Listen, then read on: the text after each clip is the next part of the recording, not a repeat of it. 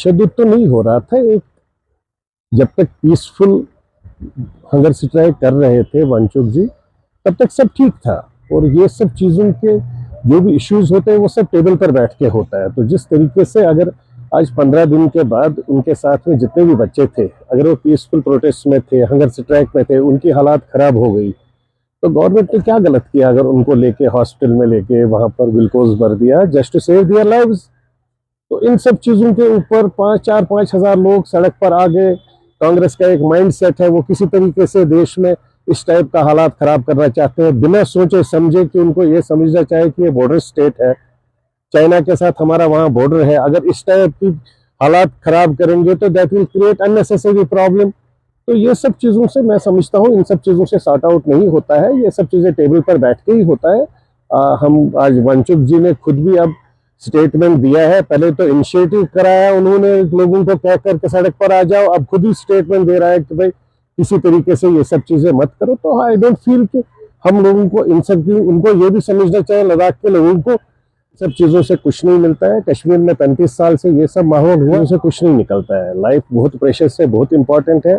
4-5 लोगों की बेचारों की कल से लाइफ खराब हो गई है, गुजर गए हैं। तो इसलिए हम समझते हैं, मैं लद्दाख के सभी लोगों से, सभी सोशल एक्टिविस्ट से, सभी सीनियर सिटीजन से हैंडफोल्ड रिक्वेस्ट करना चाहता हूँ कि तशद्दुद का रास्ता छोड़ दीजिए, पीसफुल प्रोसेस को सामने ले लीजिए। उसमें हम सब साथ में हैं, हर एक साथ में है। लेकिन अब आप पथराव स्टार्ट करेंगे, स्टोन पेल्टिंग करेंगे, पुलिस फोर्सेस जो है वहाँ पर, पैरामिलिट्री फोर्सेस, पुलिस फोर्सेस, वो भी हमारा ही हिस्सा है, उनका भी परिवार है, उनके पास भी जान है। अब किसी को आप पत्थर मारोगे, वो अपने डिफेंड के लिए तो टेयर गैस और फायरिंग करेगा। तो इसलिए ये सब चीजें ना करें। Government is ready to discuss all things. जो आपका शेड्यूल 6 है उस पर भी बात करने को गवर्नमेंट तैयार है। बाकी आप स्टेटहुड की बात कर रहे हैं, तो स्टेटहुड आप सबको पता है कि आपने यूटी मांगा, आपको यूटी मिला। अब आप स्टेटहुड किस एस्पेक्ट में मांग रहे हैं?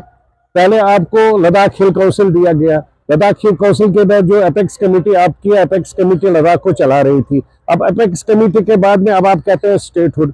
तो ये सब चीजों के लिए प्रोसेस होती है, टेबल होता है, टेबल पर बैठ के इन सब चीजों का, क्योंकि ऑलरेडी लद्दाख में जो भी काम कर रहा है पिछले 20 साल से, 15, मेरे को लगा 15 से 20 साल से वहाँ की हिल काउंसिल काम कर रहा है, और हर एक फैसिलिटी हिल काउंसिल के माध्यम से मिल रही है। डेवलपमेंट, विकास सब हिल काउंसिल के माध्यम से हो रहा है, और हिल काउंसिल में ही जितने रिप्रेजेंटेटिव्स हैं वो आपको रिप्रेजेंट करते हैं। तो इन सब चीजों को मेरे को नहीं लगता है कि इसको कोई ऐसा मुद्दा बनाना चाहिए।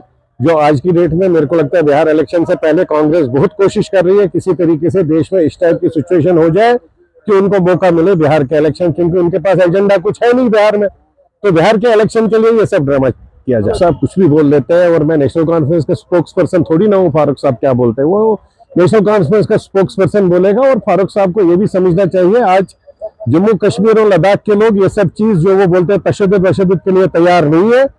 सब लोगों को, जैसे डॉक्टर फारूक साहब को अपने परिवार के बच्चों की लाइफ पसंद है, अच्छी लगती है और होनी लगनी भी चाहिए, वैसे ही पूरे लद्दाख के लोगों को, पूरे देश के 140 करोड़ लोगों का अपने बच्चों से प्यार है, अपने परिवार से प्यार है, अपनी लाइफ से प्यार है। तो इसलिए किसी के कहने पर, किसी भी नेता के कहने पर कोई ऐसा कुछ नहीं